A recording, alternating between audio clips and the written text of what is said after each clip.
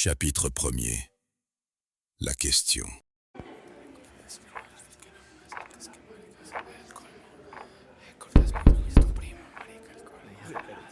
Monsieur, levez-vous!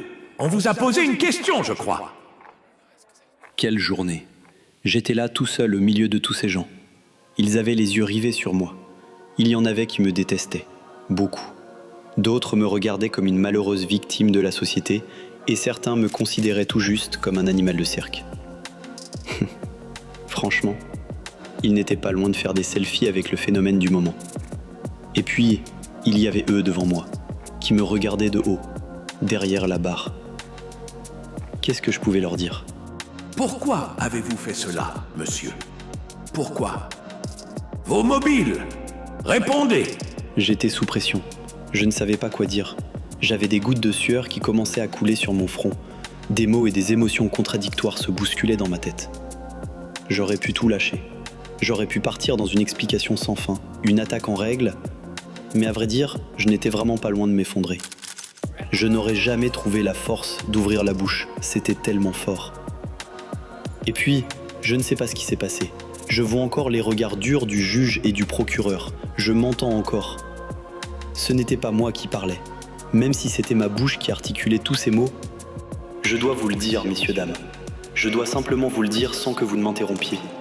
Je n'ai rien fait d'autre que de poser la question. Le juge me fixa avec attention et avec lui, je pouvais sentir toute l'assemblée se pencher vers moi avec plus d'intérêt. Voilà pourquoi je l'ai fait. Tout est parti de ce livre ancien. Vous savez, un genre de vieux manuscrit caché. Barthélemy a demandé à celui que vous adorez « Seigneur, montre-nous l'abîme ». Celui que vous adorez leur avait pourtant dit que cela n'était pas bon, qu'il était extrêmement dangereux pour les hommes de voir ce qui ne peut se voir, mais ils le désiraient profondément. Alors Isa les a emmenés sur la montagne. Son nom signifiait « montagne de la vérité », parce que Barthélemy, comme moi, cherchait la vérité. Là, d'après ce dont je me souviens, il a appelé les anges empourprés. Oui, leurs apparences étaient voilées par la lumière du soir. Il s'agissait des anges de l'Occident. D'ailleurs, ils montrèrent le couchant à Isa et Barthélemy. En obéissant à leur seigneur, les anges enroulèrent l'horizon comme s'il s'agissait d'un rouleau de papier, comme un parchemin. Barthélemy et les apôtres qui l'accompagnaient furent foudroyés. Devant eux, la terre avait disparu. Il y avait ce néant, rien que ça, le néant. Alors Barthélemy et les apôtres tombèrent au sol. Leurs yeux étaient en sang et leur bouche pleine de cendres. Isa leur avait montré l'abîme. Et Isa leur dit « Ne vous avais-je pas dit qu'il n'est pas bon pour vous humains de voir l'abîme ? C'est tout ce que je devais vous dire, messieurs, dames. Voilà pourquoi j'ai agi. » Il eut un moment qui dura une éternité. Je pouvais voir la perplexité, leur incompréhension. Et puis tout retomba. J'entendis les soupirs dans la salle, plus bruyants que le vacarme que j'avais entendu ce jour-là. Le juge se prit longuement la tête dans les mains, avant de revisser ses lunettes sur son nez et me dire dégoûté « Monsieur Ismaël A, vous êtes désespérant. »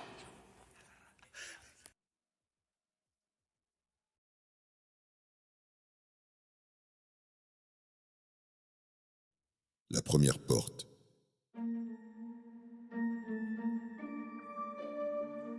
Il faisait froid ce jour-là.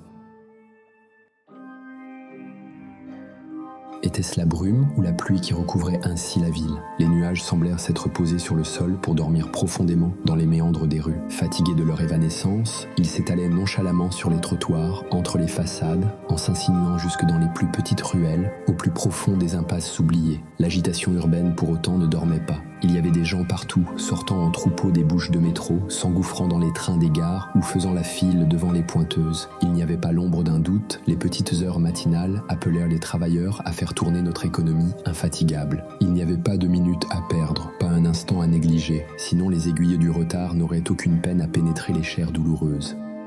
Tous les jours de la semaine, je m'arrêtais au même endroit, à l'arrêt de bus 66, sur une grande avenue pleine de circulation, remplie de navetteurs impatients de s'asseoir dans leur transport favori. Je n'avais que quelques dizaines de mètres entre la station de métro et mon arrêt. Juste une petite rue aux maisons, pour la plupart abandonnées. Assurément, ces vieilles petites bicoques feraient l'objet d'une restauration bien rentable d'ici quelques années. Et à vrai dire, qui le regretterait? Dans l'état où elles étaient, elles n'avaient rien pour elles. Peut-être est-ce là le charme désuet des chancres urbains. Je n'ai jamais su vraiment pour quelle raison, mais ce fut dans cette rue que le cours de mon existence a irrémédiablement changé. Là, devant l'une de ces maisons avec leurs vieilles portes, nous nous sommes rencontrés. Qu'est-ce qui avait attiré mon attention ? Je serais incapable de le dire. Ce n'était qu'une porte anodine, quelconque, perdue au milieu de beaucoup d'autres, tout à fait semblable à celles qui tapissent aussi bien les murs contrastés des grandes villes que les maisons de campagne, isolées au milieu de nulle part. Était-elle en bois, en métal ou en verre ? Je n'en savais rien. C'était une porte, voilà tout. Qui se serait soucié d'elle, et à plus forte raison, pourquoi aurais-je dû, moi, m'en soucier ? Enfin, peut-être parce que ce jour-là, je n'avais rien en tête, et c'est plutôt rare. Peut-être que, cela étant, j'avais pour une fois des yeux disponibles pour voir, et cela non plus n'arrive pas très souvent. Car quand j'ai dit qu'il n'y avait rien de particulier à signaler, ce n'est pas tout à fait vrai. Il n'y avait rien d'exceptionnel, non, seulement un petit ornement en forme de disque, un ridicule cercle au centre de la porte. Pas grand-chose, en somme, c'est drôle. Ce petit rien, ce jour-là, lui avait donné un petit plus. Je n'étais plus en face d'une porte quelconque. À présent, j'étais en face de la porte au cercle. Voilà bien une différence. Il n'aurait pu rien se passer. J'aurais pu simplement continuer ma route, comme d'habitude, sans la remarquer. Je l'aurais seulement laissée là, immergée dans sa banalité. Elle serait demeurée invisible et inexistante, emportée par les vagues du quotidien. Mais il n'en fut rien. Ce cercle s'était soudainement détaché du brouillard, comme une petite lanterne subitement allumée dans la nuit. Tu la vis, toi aussi. Et depuis lors, quelque chose a changé dans nos vies. La petite porte au cercle fut et demeure notre première porte, car dès le moment où elle s'est ouverte à nous, elle fut une invitation à aller plus loin. Ce n'est pas qu'une impression, d'ailleurs. Tu le sais, n'est-ce pas ? Tu le sais, à quel point cette petite porte est devenue notre première porte, notre porte de la perception.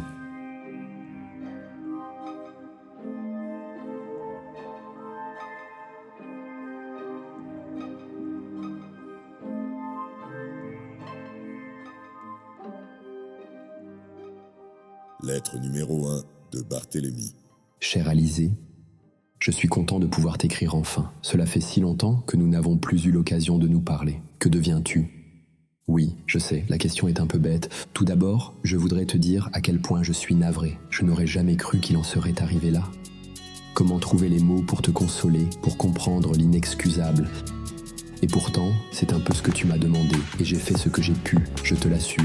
J'avoue que ton courrier m'a vraiment surpris. C'était une journée un peu quelconque, je ne sais plus très bien s'il y avait du soleil ou de la pluie. Ce n'est pas un détail, après tout le temps qu'il fait, décide de tellement de choses. Je me souviens en tout cas que ce jour-là n'avait a priori rien de particulier. Bêtement le quotidien, une suite ininterrompue d'actions plus ou moins cohérentes, mais qui, souvent détachées quant à leur finalité, laissent un peu perplexe. On appelle cela la routine, lorsque les petites choses finissent par l'emporter sur les grandes, un peu comme ces lilliputiens qui ligotent Gulliver.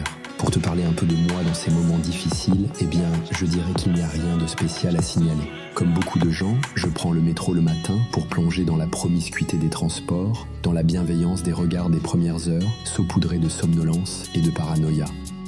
Je me laisse un peu porter par la vie, je cours sous les nuages matinaux pour attraper trains, trams et bus qui emportent avec eux les minutes. Je flâne à mes heures perdues, en ville. Et la semaine, mes journées s'organisent de la même manière, selon la cadence des heures chronométrées, à la seconde près, par une sorte de machine dont on ne sait trop au juste en quoi elle consiste et où elle se trouve. J'ai bien dû, quelques minutes, sans doute, dans le tram, rêver de changer d'air, mais j'ai dû me raviser, me dire de quoi je me plains, j'ai une vie confortable, tranquille et sans histoire. J'ai un boulot, de quoi payer mon loyer et de quoi manger, acheter des livres, aller au cinéma, payer des verres et des restos à des amis. Oui, j'ai de quoi me rassurer lorsque j'entre dans ma belle et grande école. Et puis, quoi qu'on en dise, mon travail a un sens, et ça, c'est primordial. Tu sais que ça fait un petit temps maintenant que je suis professeur d'histoire. Je dois te l'avouer, je me suis lancé dans cette carrière, non par vocation, quoique je ne sois pas sans éprouver un certain plaisir à donner cours, mais surtout parce que je n'avais aucune autre perspective. Oui, je te l'accorde, ce n'est pas très reluisant.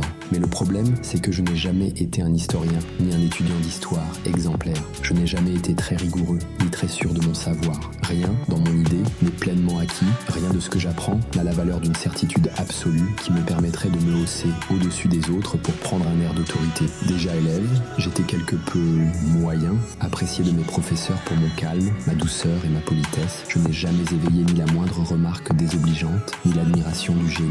Mais toi, tu es la seule à vraiment savoir pourquoi. Tu es la seule à me connaître suffisamment pour savoir que derrière mon manque d'assurance, il n'y a pas seulement une attitude timorée, mais une position existentielle pour laquelle rien ne peut être appréhendé avec certitude, même pas le fait d'exister.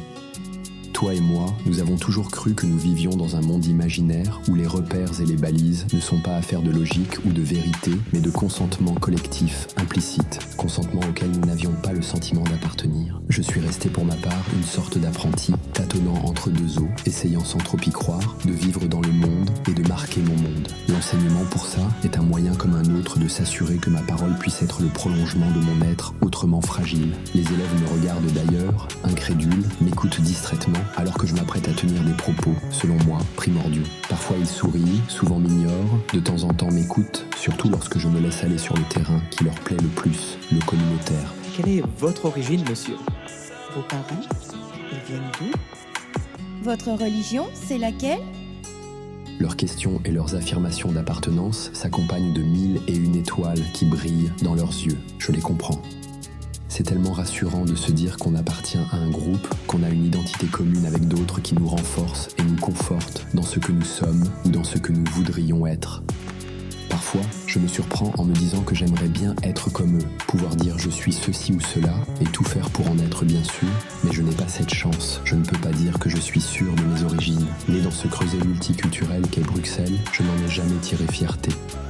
Car qui peut dire de cette capitale de quoi exactement elle en est la tête, ou plutôt qu'elle en est son corps, entité hybride, aux racines confuses et aux perspectives floues. Bruxelles est une ville, à mon image, petite, abandonnée, compliquée, sans certitude sur son avenir, et pourtant, à ses yeux, si importante. Nous sommes un peu comme cette ville, tu ne crois pas? On se cherche, on se sent seul perdu dans un petit recoin d'un monde qui nous ignore et dont, pourtant, nous avons le sentiment d'occuper l'un des pôles névralgiques. Tu vois un peu ma petite vie. Une existence quelconque qui suit son cours, imperturbable, la succession des jours, le travail, les discussions de fin de journée dans de petits bistrots, entre collègues et amis, des propos sur tout et rien, sur l'avenir ou les rumeurs du jour, des phrases et des mots qui se perdent et s'envolent dans la nuée. La pluie qui lessive les murs et les vitres des immeubles emporte avec elle les rêveries anciennes qui finissent par dépérir sur les chaussées détrempées, piétinées par les jours qui passent. Ah oui, je me laisserais presque aller à faire de la poésie, à liser. Et pourtant, en ces heures, lorsque je me retourne sur mes pas, je ne peux m'empêcher de penser à toi. Je me souviens de ton regard, de ta verve, de tes espoirs, l'éclair vif des sens et de l'esprit, le charme et la répartie. Comment avons-nous perdu contact? Pourquoi nous sommes-nous éloignés? Ma chère Alizée, ton appel résonne encore en moi. Ouvre-moi donc ton cœur, que je vois ce qu'il y a à l'intérieur. C'est un peu cela, n'est-ce pas? Avec mes mots, mais combien de temps suis-je resté si fermé à ton égard? Combien d'années me suis-je muré, absent de ta vie, tout en étant à tes côtés? Et pourtant, comprends qu'aujourd'hui, je désire m'ouvrir à toi, m'ouvrir à ton appel, car c'est pour lui que je me suis absenté si longtemps. Crois-moi ou pas, je suis parti très loin pour te chercher une réponse, trop loin sans doute, mais il le fallait, il nous l'a demandé, il faut que vous fassiez ce voyage avec moi. Est-ce trop tard? Je n'en sais rien. Mais le départ n'a pas d'autre horaire que le tien. Lui l'a déjà franchi. Il t'attend, comme moi. Il ne tient qu'à toi de franchir le cap de la première porte. Car souviens-toi, c'est toi qui m'as offert ce ticket sans retour. C'est ta lettre qui a ouvert cette première porte.